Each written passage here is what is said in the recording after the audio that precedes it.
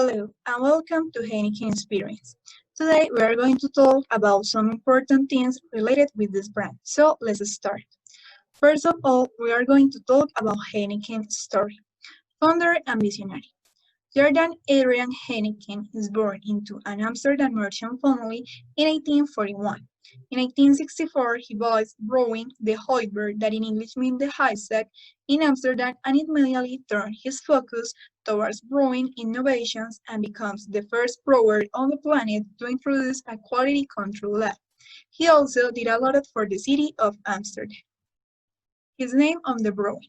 In 1873, Gerard Heineken started his small family brewing in the center of Amsterdam, a city bustling with life and energy even then.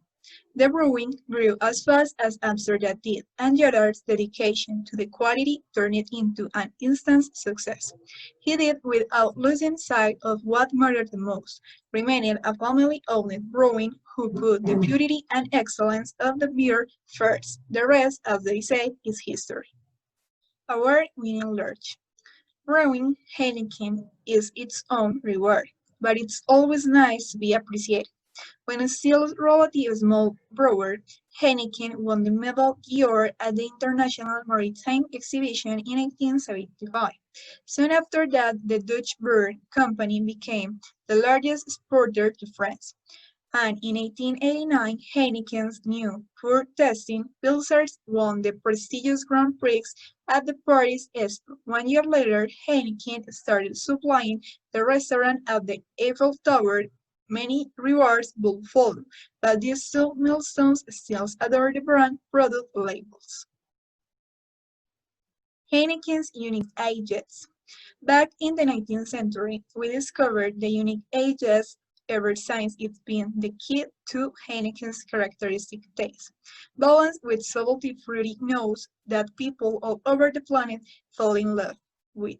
As you can imagine, we'll always stay true to our ages. There will never be a need for the plan B. Grand Prix Paris.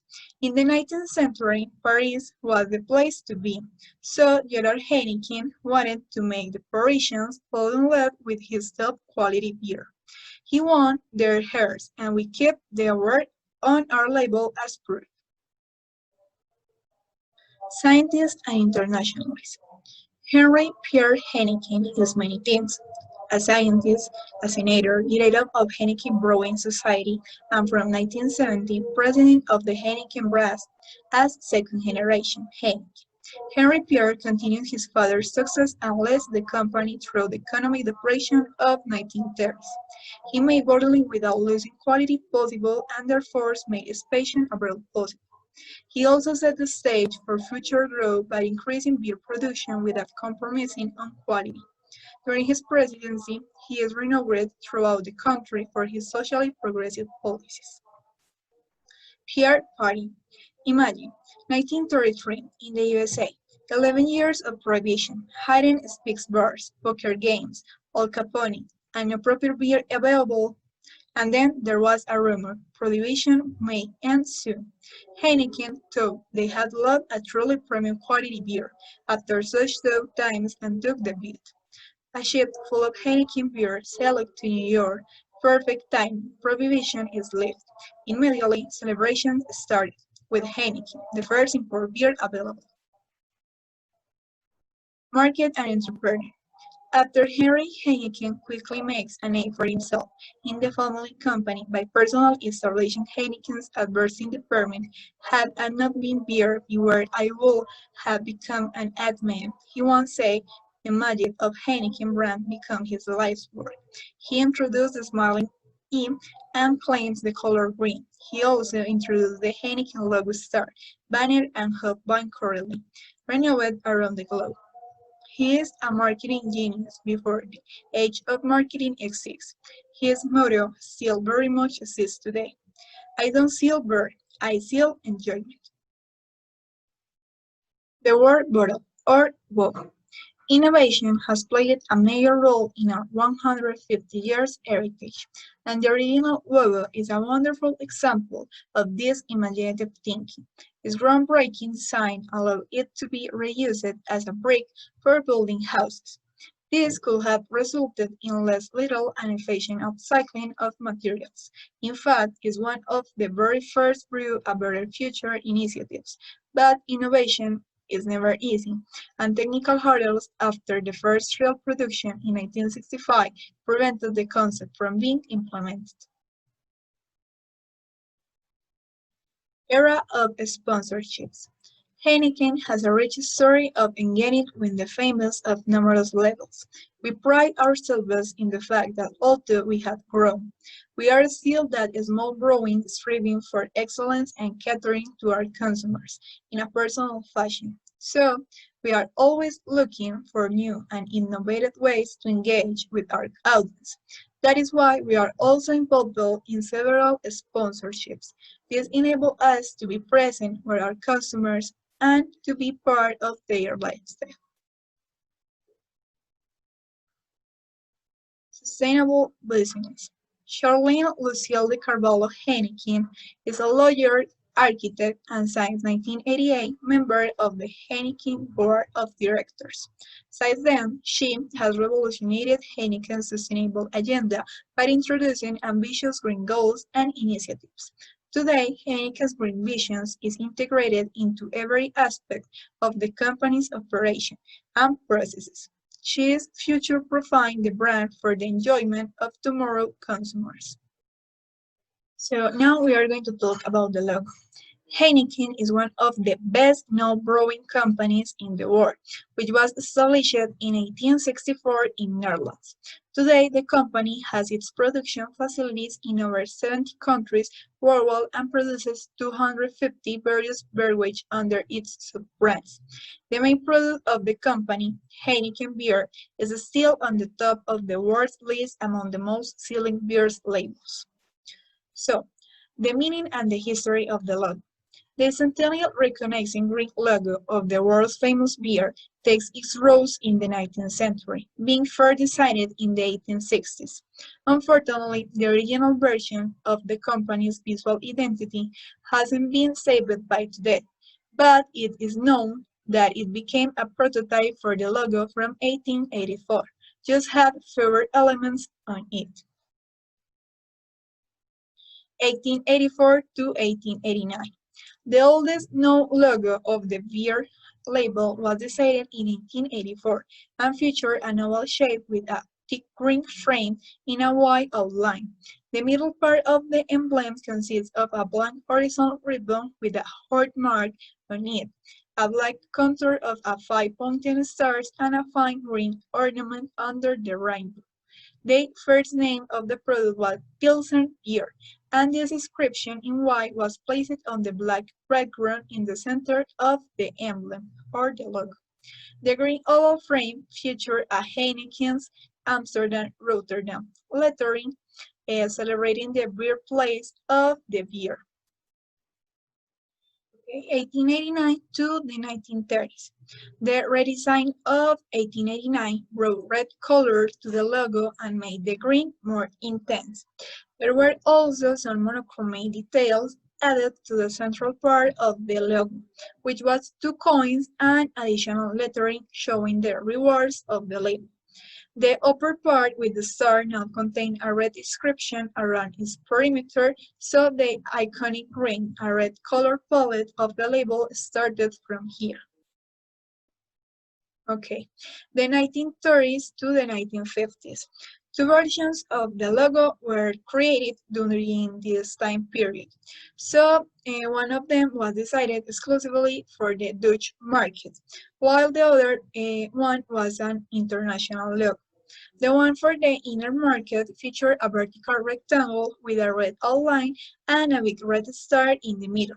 There were two seals placed in both upper corners and Amsterdam Rotterdam lettering under the star. Like I said before, there are another logo in the same time of period. So as for the word mark, it was executed in two different styles. White script lettering in a dark green outline for Pilsener placed in the center of the star, and stricken and straighter Heineken beer in dark green located above and under the main inscription.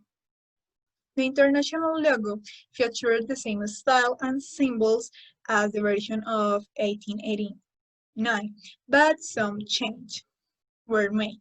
First of all, the star was finally painted red. Another major change was in the black ribbon with the wordmark. It was now enlarged and composed a Heineken's Rivet in Holland inscription. And so now we're going to talk about the logo between 1951 and 1954. The red star was changed back to the white, not to be associated with communists after Second World War. The green color became brighter and the bottom part with the rewards more intense and ornate. Another major changes were made. Okay, another logo was between 1954 and 1974. The redesign of 1954 was pretty delicate. The black lines and contours were replaced by the red ones, but the most important thing about the new logo was its nameplate. Finally, the label started using only Heineken inscription in white, placed on a black horizontal ribbon bar. The wordmark was in the title case, and the typeface was bold and pretty elegant with some Gothic style features. Okay, other logo is from 1974 and is still working today. One of the two Heineken logos we all know today was designed in 1974. It is a refined version of the previous brand insignia with more distinctive lines and shapes. The green color gained its signature shade and the additional logotype, which is still being in use by the brand, was also colored green. The black ribbon was slightly extended and the lettering enlarged, while the red lines and inscriptions now got less space and started looking more elegant and fine, accenting on the main hero, the name. And finally, the logo that was made in 1991 and is still working for today. Okay, the second official logo for the famous beer label was designed in 1991. It boasts a sleek and instantly recognizable inscription in green with a solid red star, placed whether on the left or above the lettering. Sometimes, only a star is used by the brand, and in other cases, white wordmark in a black ribbon with the red star above and a green leaves ornament under it.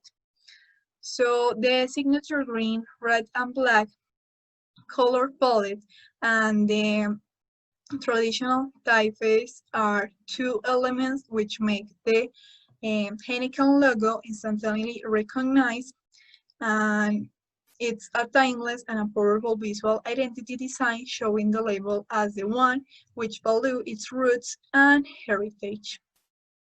So continue talking about the logo.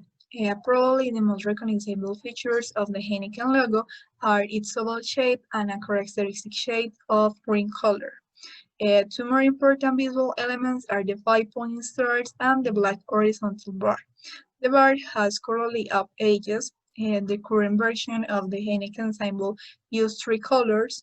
Green is reminiscent of the color of the bottle. It is a pre-recognizable shade, which is sometimes even referred to as the Heineken green. To create visual appealing contrast, designers added red and black. So after that, we are asking for why a star. So, well, according to Heineken, 5-point stars have been used by brewers since the Middle Age, and they symbolize beer's ingredients: water, barley, hops, yeast, and the fifth element that comprise the magic of brewing. After the war ended in 1945, the United States, as well as many European countries, despite being allies in World War II, they were now considering Communist Russia as a threat.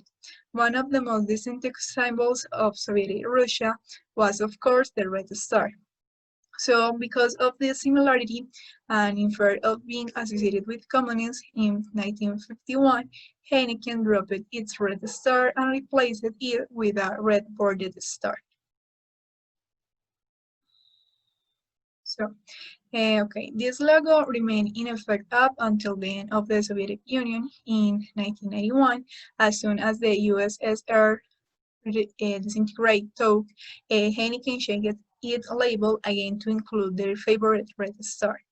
Even so many years after the change, the Red Star is still causing problems to Amsterdam Brewer, and in 2017, the Hungarian parliament discussed a ban on Heineken because with the claim that the trade the mark Red Star related to Nazi occupation and the 40-year communist rule. Heineken is of course defending itself, but Hungarian officials seems to insist on the ban. Will Heineken needed to replace its Red Star again? Nobody knows, but it's quite interesting that just a simple branding feature is enough to cause such a controversy. So, beer made better. Proved to be the best since 1873, made the same way ever since, but that's not all you need to know about Heineken. There are more behind the stars. So let's start talking about the product. Our Heineken large contains just three main ingredients: barley, hops, and water. When your ages is added, this is when Heineken magically transforms into the brew we all know and love. So the first ingredient is barley. It all starts with barley, a grain bristling with goodness, and naturally containing starch, proteins, and fiber. After soaking, the barley is gently heated to dry out over the course of a few days. This meticulous process is called malting. Okay, the second ingredient is called hops. It's a plant brimming with flavor, and there are many varieties of hops, each with a distinctive flavor from spicy aromas to mild herbal flavors. Selecting the right crop is an art from in itself. And the last ingredient is water. Water is the main ingredient in lager. It can make up an incredible 95% of the finished product. Being such a vital ingredient, only the highest quality of water is used in the process. Okay, here we have like a picture of all the process between the natural ingredients and brewery fresh daughter. So they use under magic stars, horizontal fermentation, and facial layer. So Heineken is brewed from pure malt and is about how you put it in and what you leave out. No corn, no rice, no additives, and no compromise. The first of all is cooking and cooling. Okay, water is mixed with the crushed malted barley. This creates wort as with sugary liquid, which is the boiled, and also hops are added to aid the flavor. The second thing is the horizontal fermentation. At the right temperature, Heineken's unique agent is added, thus starting the natural process of fermentation that converts sugar into alcohol and CO2. This process creates the characteristic balanced Heineken taste. Our agent is happiest with a large surface area, which is possible in our horizontal fermentation tanks. We are going to continue talking about the process. So Heineken ages. We discovered the special ages in 19th century. Ever since, it has been the key to Heineken's characteristic balanced taste, no plan B needed. Another thing is that 28 days of patient layering. We take 28 days to brew Heineken to get the perfectly balanced taste, refreshing clarity, and beautiful golden yellow color. Quality takes time, it is worth it. Okay, and another thing that we are going to talk is about the main headquarters of the company. So the main headquarters is located in Amsterdam in Netherlands. Other thing that we are going to talk about it is our global presence. More than 300 Heineken brands are bringing great moments to consumers in over 100 United countries from the American to Asian Pacific and from the Middle East to the Europe. We're building a lasting presence in emerging markets and continuing to evolve our offering in markets where we have always had a strong presence. Wherever in the world we operate, we are committed to long-term sustainable work. We act as responsible as we do in vulnerability. We think as locally as we do globally. So we are in more than 190 countries, well, so too.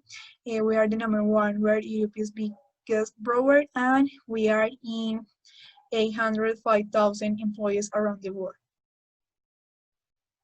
Okay, in this picture we have the report of exportation and rentability in the last year, 2019, and now we are going to talk about our policies. So first of all, we need to know that uploading our values mean being crystal clear about how we do business and how we conduct ourselves as individuals. Our code of business conduct and its underlying policies are the heart of growing a better world. As a proud and responsible global power, we are committed to conduct business with integrity and fairness, with respect for the law. Our values are our company manifesto. We are Heineken. Our code of business conduct communicates the basic principles that our colleagues must observe when acting for or on behalf of our company. It explains what we are committed to and what is expected of our employees. The underlying policies give further practical guidance on the various topics in the code of business conduct. And we have like a picture that explains it. Our policy is environmental policy. So Heineken is proud and independent global grower committed to long-term value creation. We are committed to reducing our environmental impact, CO2 emissions, water consumption, waste to landfill, plastic pollution, and other different things to drive continuous improvement in our value chain and to comply with applicable environmental legislation and regulations. The purpose of this environmental policy is to present Heineken commitments to prevent and control potential risks to environment. This policy applies to management, employees, and control workers of all entities working within of or Heineken. This policy also applies to visitors and to situations where the group's employees or agents are working at external locations. Okay, other policy is related with health and safety. So people, for us, people are the heart of our company. This means that we always put the health and safety first. We all have a duty to work safely. Whether we are at our workplace, visiting cities, meeting with customers, or traveling, we must always follow safety rules and procedures. We make sure you know what to do if an emergency occurs at your workplace or at any place you are visiting, always following the life-saving rules and report any incident, unsafe situations, or near miss. Okay, and finally, we are going to talk about social and economic impact. So first of all, we are going to talk about taxes. The taxes we pay are an important part of our contribution to national economies. They support development in many countries in which we operate. So we're going to talk about the direct contribution. So first of all, we support and invest in community initiatives that ally with our strategy and sustainable commitments that more than 4,750 employees in 35 markets gave over to 22,800 hours to volunteer in 2019. Heineken operating campaigns contribution almost 24 million to locate communities, including cash and in-kind donations, employee time, and magnetic costs.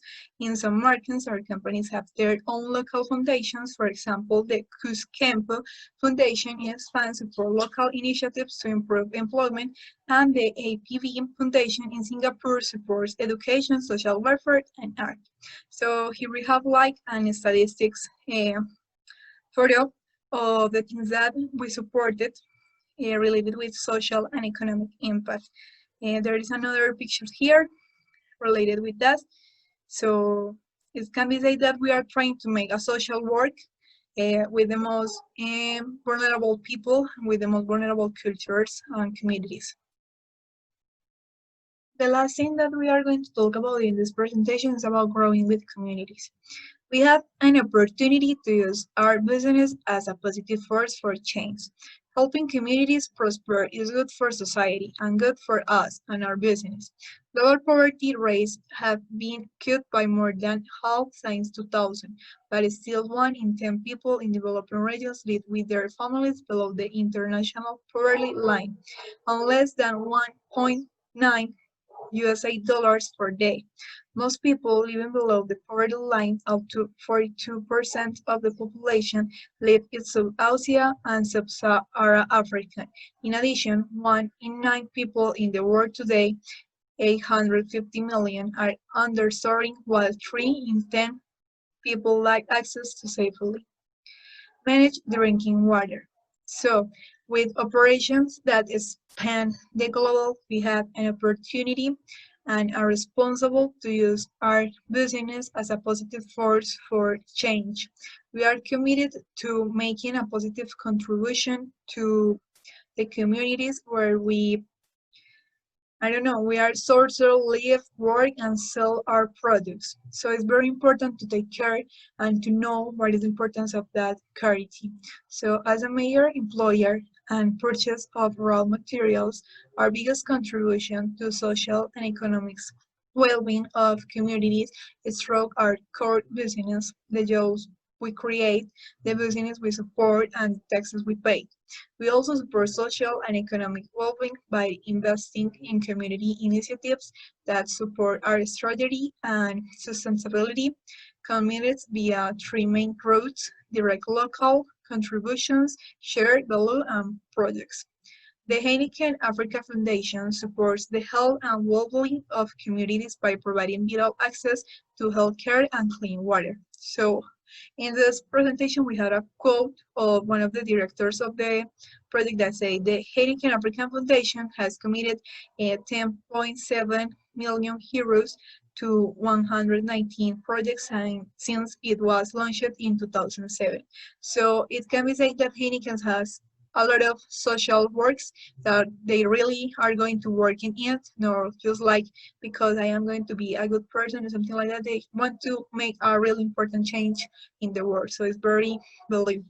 In that place, we have like the statistics of the charity that they do. So what we have achieved in 2019.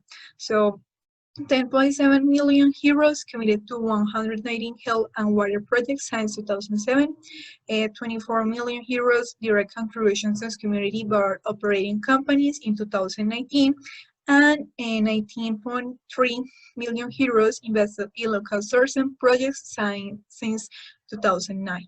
So it can be said that they are really working for others and try to do the best they can.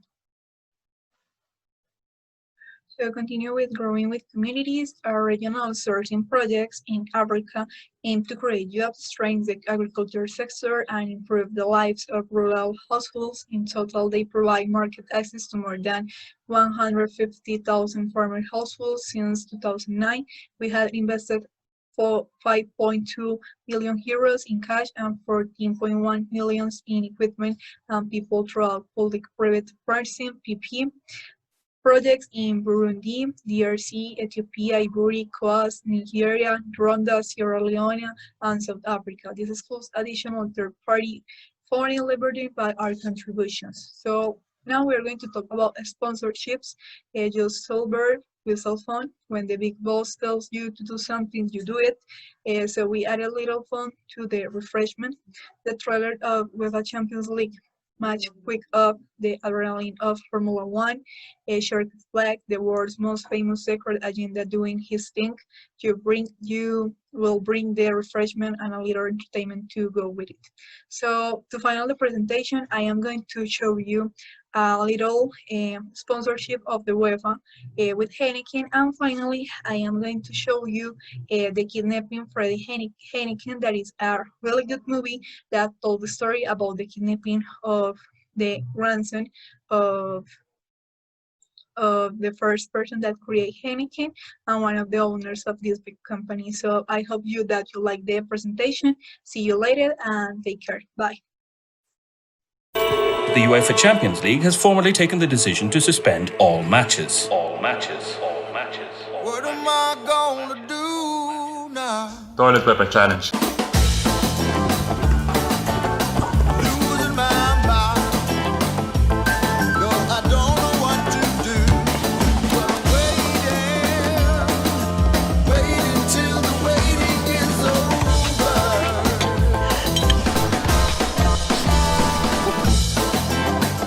I need you now.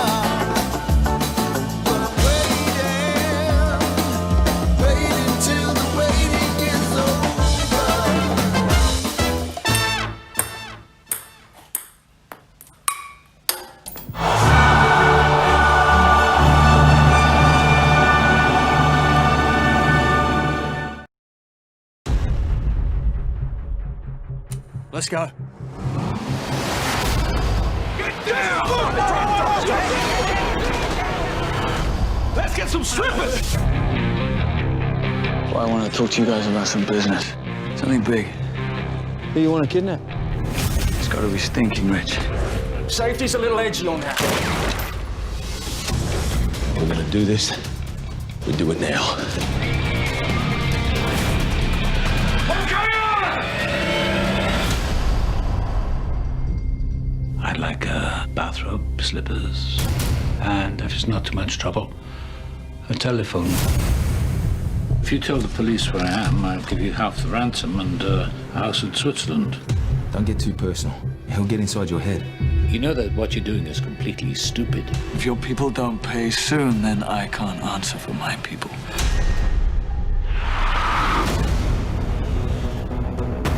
What the hell did you do? What about your brother? Can he keep his mouth shut? Okay, get the hell out of there, now. Something big must have happened. The most important thing is where we stash the money. The cops are gonna figure out there's a bunch of local jerk-offs and they're gonna nail us flat. I want him out of there before it's too late.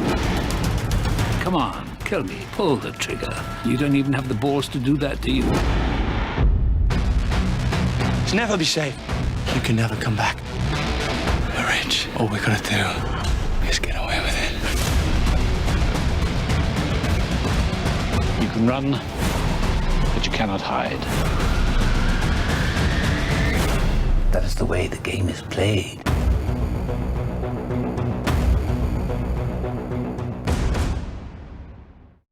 Well, thank you for your attention. Goodbye, take care, and stay home.